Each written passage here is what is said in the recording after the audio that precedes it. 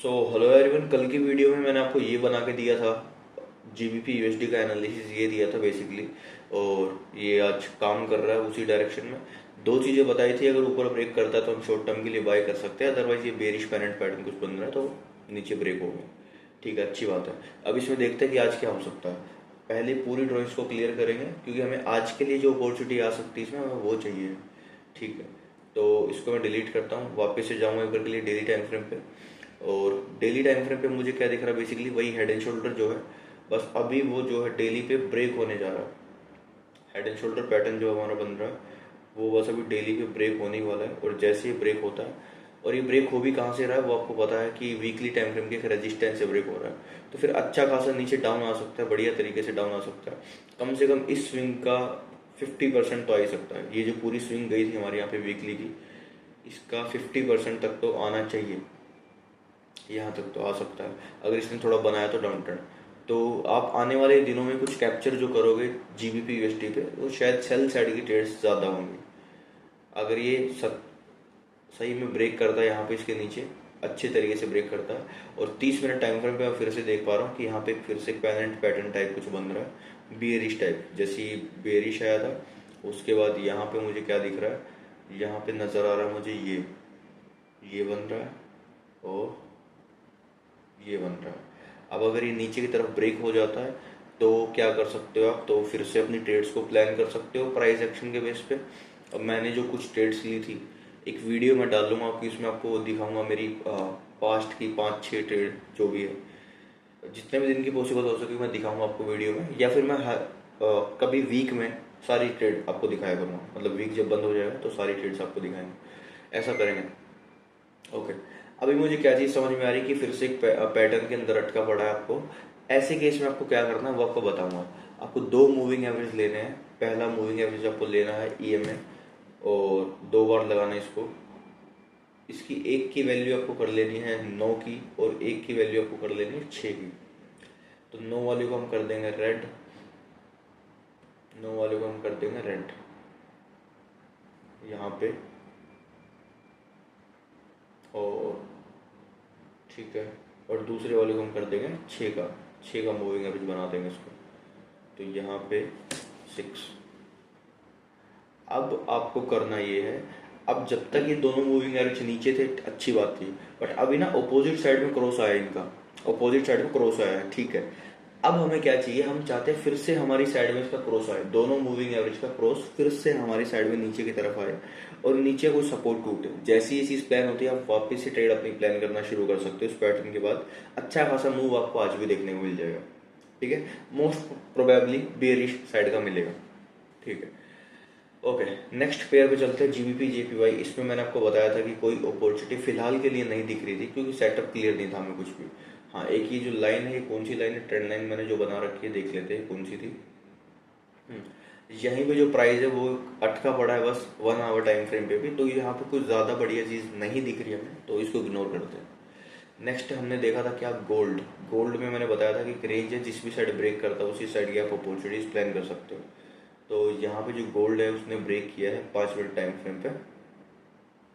यहाँ पे बेसिकली इसने इसको ब्रेक किया है और अच्छी खासी सेल बन जाती है हमारी। अभी देखते हैं कि आज क्या हो सकता है। कल का ये बात तो कल की थी, आज का अगर हम देखते हैं तो गोल्ड जो है 4 आवर टाइम फ्रेम में तो वैसे साइड, मतलब एक रेंज बाउंड है, एक रेंज में रहना है। 4 आवर टाइम फ्रेम काफ़ी लंबे टाइम तक इस रेंज में रह सकता है। कल की वीडियो मैंने रीज़न बताया था ऐसा क्यों है, कि रेंज में क्यों रह सकता है।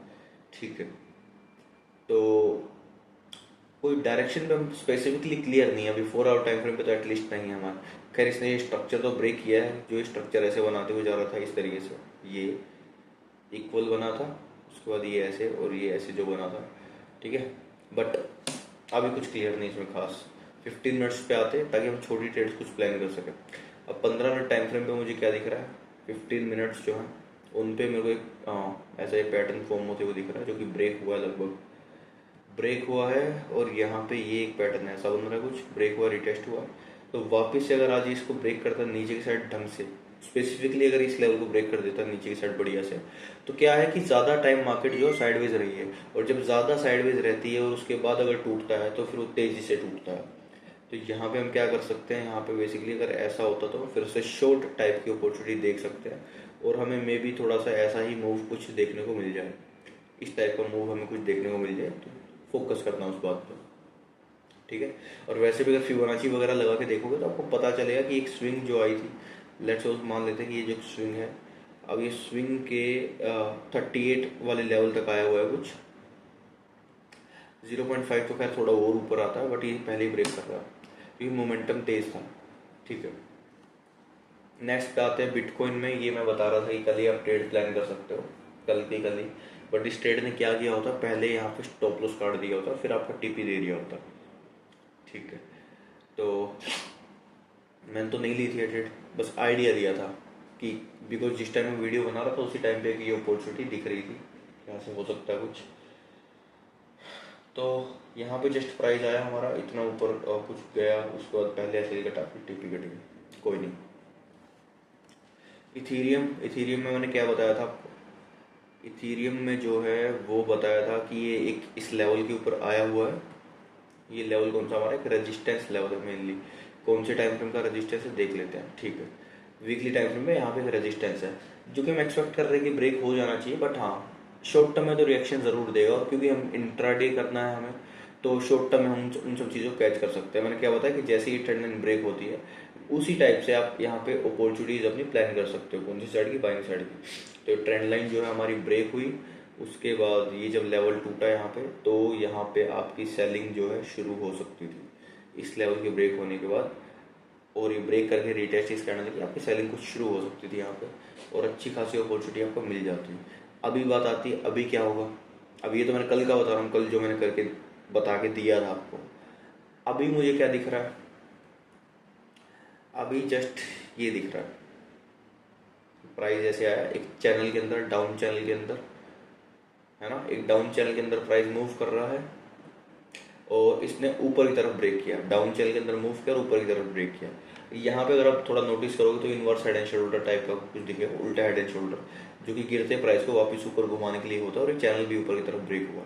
तो अगर मैं इसको ऐसे करता हूँ, ये देखो लेफ्ट शोल्डर बन गई है यहाँ पे, लेफ्ट शोल्डर, यहाँ पे हेड बन गया है, और हेड बनने के बाद यहाँ पे ये राइट शोल्डर बन गई है, और ऊपर की तरफ ब्रेक हो गई है। और ये अब आपको एक्सपेक्ट कर सकते हैं हम कि एक बार मूव दे सकता है ऊपर की साइड में, ठीक ठाक मूव दे सकता है प्राइस, ठीक है। बट जो अभी 15 मिनट में जो करंटली ट्रेंड है वो थोड़ा सा अभी डाउन ही है, ठीक है। तो क्या पता रिट्रेसमेंट लेवल तक जाए फिबोनाची के, और वापस से गिरना शुरू कर दे, हो सकता है कि इतना कुछ जाए और उसके बाद वापस से कुछ गिरना शुरू कर दे। बट हाँ वैसे भी हम हेड एंड शोल्डर पे क्या करते हैं, हेड से लेकर के नेकलाइन तक का डिस्टेंस मेजर करके उतना टीपी लेते हैं, तो उतना तो आ सकता है, ठीक है, चांसेस उतना आ सकता है। तो यहाँ से लेके यहाँ तक कुछ बन सकता है नेक्स्ट चीज़, ठीक है यार। इथीरियम हो गया, उसके बाद यूरो यूएसडी पे आ जाते हैं। यूरो यूएसडी पे क्या बताया था कि अगर ये वाली लाइन फिर से ब्रेक होती है और कंफर्मेशन एंट्री देती है, मतलब ब्रेक करे, रीटेस्ट दे, वापस से तोड़े, तो हम प्लानिंग कर सकते हैं बाय साइड की। बट इसने वैसे किया ही नहीं। अब जब इसने वैसा नहीं किया कि वैसी डायरेक्शन नहीं दिख गई गैप दे करके, तो कल जो ये गैप इसने फिल किया यहाँ पे, ये जो गैप है आया था, फिल किया इसने और अच्छी कैंडल के साथ फिल कर दिया, तो ये गैप बन गया एग्जॉशन गैप। थोड़ी सी रिसर्च करना एग्जॉशन गैप क्या होता है, और अगर आपको नहीं पता हो तो मैं वीडियो बना दूंगा एग्जॉशन गैप के ऊपर। बड़ी शानदार अपॉर्चुनिटी मिलती है इस गैप के ऊपर, ठीक है। अब ये जो गैप बन गया, एग्जॉशन गैप बन गया, और जैसे एग्जॉशन बनता है तो हमें सीधे सीधे पता लगता है कि आज की डेट में मार्केट की डायरेक्शन बेरिश रह सकती है अगर ये वाला एग्जॉशन गैप बनता। तो जैसे ही कैंडल ने क्लोजिंग दी होगी, आप यहाँ पे सेलिंग प्लान कर सकते थे, अपना टीपी कुछ यहाँ पे रख सकते थे आप, अपना मतलब स्टॉप लॉस थोड़ा यहाँ पे रखोगे, 1 सेकेंड, यहाँ पे टीपी जो थोड़ा नीचे आ जाएगा। अब इतना ही नीचे क्यों आया देखते हैं, कोई तो रीज़न होगा।